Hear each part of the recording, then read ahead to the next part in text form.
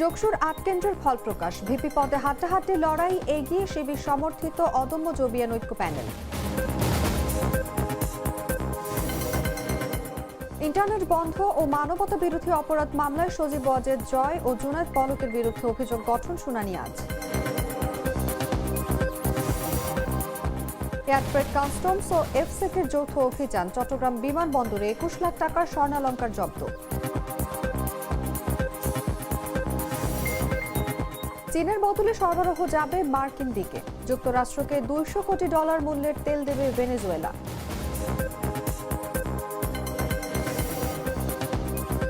এবং বিশ্বকাপ ভারতেই খেলতে হবে, আইসিসি এমন কথা বলেনি, ক্রিকইনফোর খবর মিথ্যা জানালেন বিসিবি সভাপতি।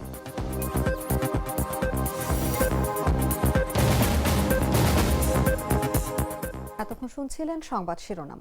দর্শক, আমন্ত্রণ দুপুর ১টার সংবাদে, সঙ্গে আছি আমি অনুভা বিশ্বাস। কফি ক্যান্ডি, কররা কফি, কঠিন স্বাদে, হাইকে বলো বাই। চলে যাচ্ছি পুরো খবরে। জগন্নাথ বিশ্ববিদ্যালয় কেন্দ্রীয় শিক্ষার্থী সংসদ নির্বাচনে এখন পর্যন্ত ৮টি কেন্দ্রের ফলাফল ঘোষণা করেছে নির্বাচন কমিশন। এতে শীর্ষ ৩ পদে শিবির সমর্থিত অদম্য জবিয়ান ঐক্য প্যানেল এগিয়ে আছে। এর মধ্যে ভিপি পদে শিবির ও ছাত্রদল প্যানেলের ব্যবধান ৬ ভোটের। বুধবার সকাল 10:30 পর্যন্ত এই অবস্থা দেখা যায়। ৮ কেন্দ্রের ফলাফলে ভিপি প্রার্থী রিয়াজুল ইসলাম ৮১০ ভোট পেয়ে গিয়েছেন। তার নিকটতম প্রতিদ্বন্দ্বী ছাত্রদল সমর্থিত ভিপি প্রার্থী AKM রাকিব পেয়েছেন ৮০৪ ভোট। এছাড়া জিএস পদে শিবির প্যানেলের আব্দুল আলিম আরিফ ৮২৫ ভোট ও ছাত্রদল প্যানেল থেকে খাদিজাতুল কোবরা ৪২২ ভোট পেয়েছেন। তাছাড়া এজিএস পদে শিবির প্যানেলের মাসুদ রানা ৭৯৯ ও ছাত্রদল প্যানেলের আতিকুর রহমান তানজিল ৬৯০ ভোট পেয়েছেন। এদিকে শীর্ষ ৩ ও অধিকাংশ সম্পাদকীয় পদে শিবির সমর্থিত প্যানেল এগিয়ে থাকলেও পাঠাগার ও সংস্কৃতি সম্পাদক পদ দুটিতে এখনো ছাত্রদল এগিয়ে আছে। এছাড়া নির্বাহী সদস্য পদগুলোর মধ্যেও ছাত্রদল সমর্থিত প্যানেলের কয়েকজন প্রার্থী ভালো অবস্থানে আছেন। এর আগে যোগসু নির্বাচনের ভোট গণনা যান্ত্রিক ত্রুটির কারণে অনেকক্ষণ স্থগিত ছিল। এরপর ম্যানুয়াল ও মেশিন উভয় পদ্ধতিতে গণনা শুরু হলেও এখনো ভোট গণনা সম্পন্ন করতে পারেনি নির্বাচন সংশ্লিষ্টরা। মঙ্গলবার দিনগত রাত ১:১টার দিকে ৫ ঘন্টা পর পুনরায় ভোট গণনা শুরু হলেও বুধবার সকাল 10:30 পর্যন্ত মাত্র ৮টি কেন্দ্রের ভোট গণনা শেষ হয়েছে। এখনো ৩১টি কেন্দ্রের ভোট গণনা বাকি। ফলাফল ঘোষণা হওয়া কেন্দ্র ৮টি হল নৃবিজ্ঞান, লোক প্রশাসন, ভূগোল, ফার্মেসি, সিএসসি, মাইক্রোবায়োলজি, ফিন্যান্স ও জেনেটিক ইঞ্জিনিয়ারিং।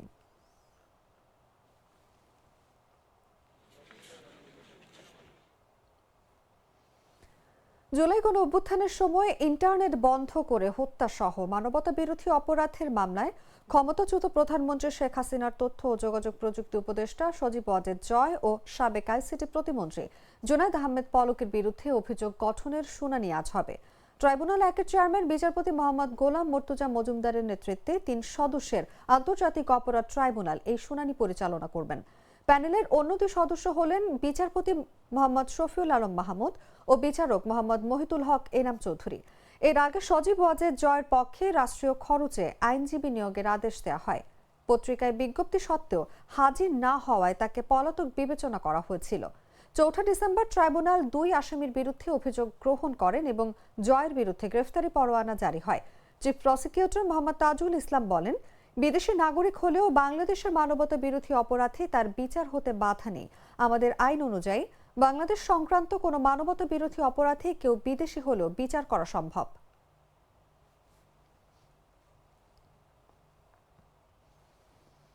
চট্টগ্রাম শাহ আমানত আন্তর্জাতিক বিমানবন্দরে এক যাত্রীর কাছ থেকে ২১ লাখ টাকা মূল্যের স্বর্ণালংকার জব্দ করা হয়েছে। মঙ্গলবার রাতে দুবাই থেকে আসা বাংলাদেশ বিমানের একটি ফ্লাইট থেকে এসব স্বর্ণালংকার জব্দ করেছে বিমানবন্দর এয়ারফ্রেট কাস্টমস শাখা ও এফসেক। শাহ আমানত আন্তর্জাতিক বিমানবন্দরের জনসংযোগ কর্মকর্তা প্রকৌশলী মোহাম্মদ ইব্রাহিম খলিল বলেন, বিমান বাংলাদেশ এয়ারলাইন্সের ফ্লাইট PG-148 এর যাত্রী মোহাম্মদ আবু জাহেদের ব্যাগেজ কার্গো টার্মিনালে স্ক্যানিং করা সময় স্বর্ণের মতো বস্তুর অস্তিত্ব পাওয়া যায়। পরে স্বর্ণকার দিয়ে নিশ্চিত হওয়া যায় এগুলো অবৈধভাবে নিয়ে আসা স্বর্ণালংকার। এ সময় সিএনএফ এজেন্টের উপস্থিতিতে এসব স্বর্ণালংকার জব্দ করা হয়। জব্দ করা স্বর্ণালংকারের পরিমাণ ১২০ গ্রাম, যার বাজার মূল্য প্রায় ২১ লাখ টাকা বলেও জানিয়েছেন মোহাম্মদ ইব্রাহিম খলিল।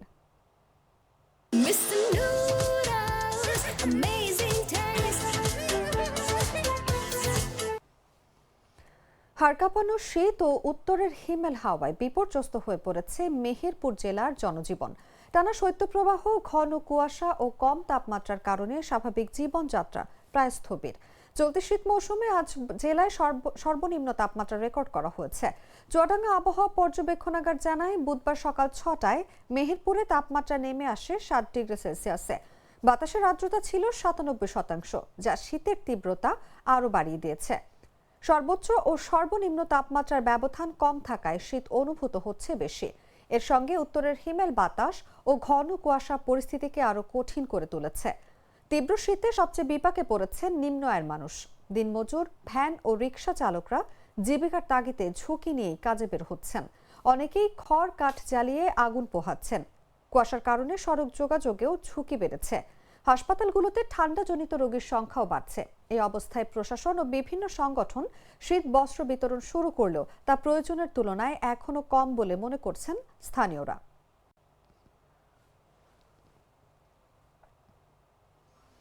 এদিকে উত্তরের জেলা নওগাঁর উপর দিয়ে বয়ে যাচ্ছে মাঝারি শৈত্যপ্রবাহ।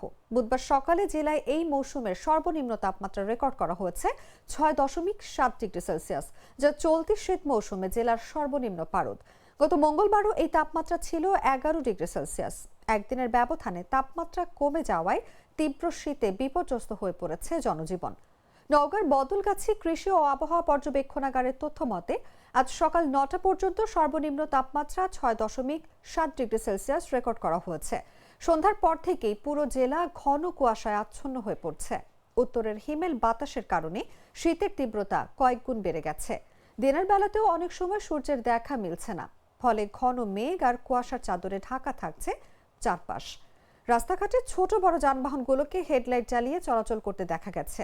নওগাঁর বদলগাছি কৃষি ও আবহাওয়া পর্যবেক্ষণাগারের উচ্চ পর্যবেক্ষক হামিদুল হক বলেন, জেলায় আজ সকাল 9টা পর্যন্ত সর্বনিম্ন তাপমাত্রা 6.7 ডিগ্রি সেলসিয়াস রেকর্ড করা হয়েছে, যা এই মৌসুমের সর্বনিম্ন।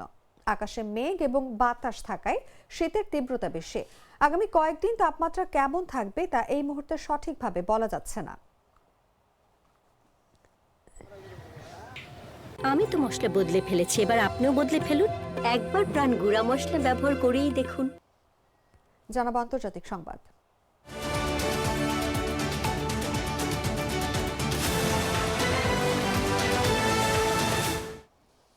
ভেনেজুয়েলা যুক্তরাষ্ট্রকে $200 কোটি মূল্যের অপরিশোধিত তেল সরবরাহ করবে। মার্কিন প্রেসিডেন্ট ডোনাল্ড ট্রাম্প বলেন, কারাকাস ও ওয়াশিংটন এই সংক্রান্ত চুক্তিতে পৌঁছেছে। এর ফলে ভেনেজুয়েলার তেল সরবরাহ চীনের বদলে যুক্তরাষ্ট্রের দিকে যাবে এবং দেশটি বড় ধরনের তেল উৎপাদন হ্রাস এড়াতে পারবে। ট্রাম্প দাবি করেছিলেন, ভেনেজুয়েলার তেল শিল্পে মার্কিন কোম্পানিগুলোর প্রবেশাধিকার নিশ্চিত করতে হবে, না হলে সামরিক হস্তক্ষেপের ঝুঁকি থাকবে। তার আরোপিত রপ্তানি নিষেধাজ্ঞার কারণে গত ডিসেম্বরের মাঝামাঝি থেকে লাখ লাখ ব্যারেল তেল ট্যাঙ্কার ও স্টোরেজে আটকা পড়েছিল।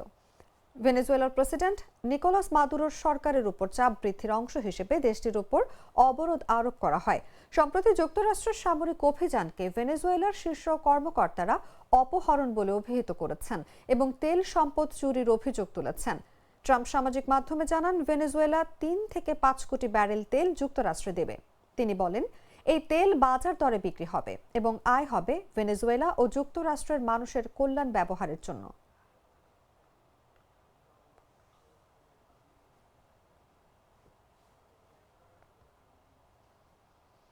সংবাদ শেষ করব খেলার খবর জানিয়ে।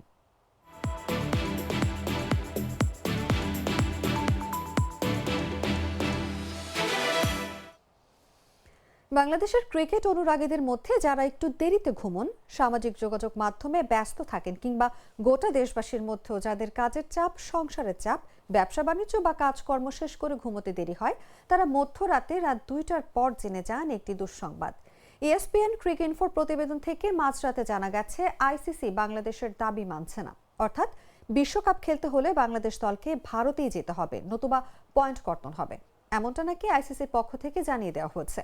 এরপর থেকেই সামাজিক যোগাযোগ মাধ্যমে নানা আলোচনা। ক্রিকইনফো যে নিউজ করেছে সেটি কি সত্যি? বাংলাদেশ কি তবে বিশ্বকাপ খেলতে যাবে না? এদিকে বিসিবি সভাপতি আমিনুল ইসলাম বুলবুল জাগো নিউজের সঙ্গে মুঠোফোনে জানান, ক্রিকইনফোর এই খবর সত্য নয়। আইসিসি কখনোই বলেনি যে বিশ্বকাপ খেলতে হলে বাংলাদেশকে ভারতেই যেতে হবে। তিনি আরও জানান, আইসিসি শুধু জানতে চেয়েছে বাংলাদেশ কেন ভারতে খেলতে চাইছে না। বিসিবি ইতিমধ্যে তাদের মেইলে নিরাপত্তাজনিত উদ্বেগের ব্যাখ্যা পাঠিয়েছে। এ কারণে বাংলাদেশ ভারত সফরে যাচ্ছে না। তিনি আরও বলেন, আইসিসি এখন বিসিবি থেকে পূর্ণাঙ্গ ব্যাখ্যা চেয়েছে। কি কারণে বাংলাদেশের ক্রিকেটাররা ভারতের মাটিতে নিরাপদ নন সেই তথ্য আইসিসির কাছে পাঠানো হবে। এরপর আইসিসি সিদ্ধান্ত নেবে। হঠাৎ করে বাংলাদেশকে ভারত খেলতে বাধ্য করা হবে বা ওয়াক ওভার দিতে হবে, এ ধরনের খবর একেবারেই মিথ্যা।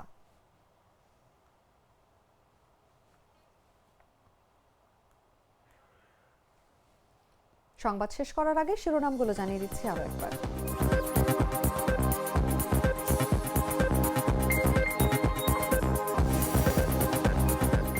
যোগসুর ৮ কেন্দ্রের ফল প্রকাশ। ভিপি পদে হাড্ডাহাড্ডি লড়াই, এগিয়ে শিবির সমর্থিত অদম্য জবিয়ান ঐক্য প্যানেল।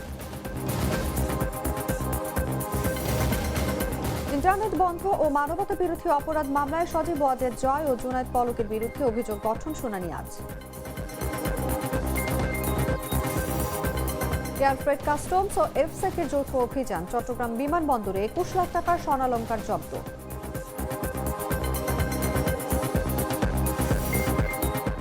চীনের বদলে সরবরাহ যাবে মার্কিন দিকে। যুক্তরাষ্ট্রকে $২০০ কোটি মূল্যের তেল দেবে ভেনেজুয়েলা।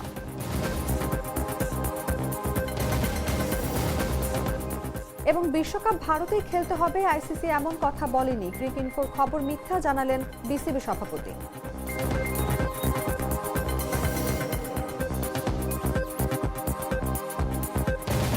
দর্শক, এই ছিল এখনকার মতো। এরপর দেখবেন দুপুর ৩টার সংবাদ। প্রতি মুহূর্তের সর্বশেষ খবর জানতে ভিজিট করুন jagonews24.com। ফলো করুন আমাদের ভেরিফাইড ফেসবুক পেজ এবং সাবস্ক্রাইব করুন জাগো নিউজের ইউটিউব চ্যানেল। ধন্যবাদ সবাইকে।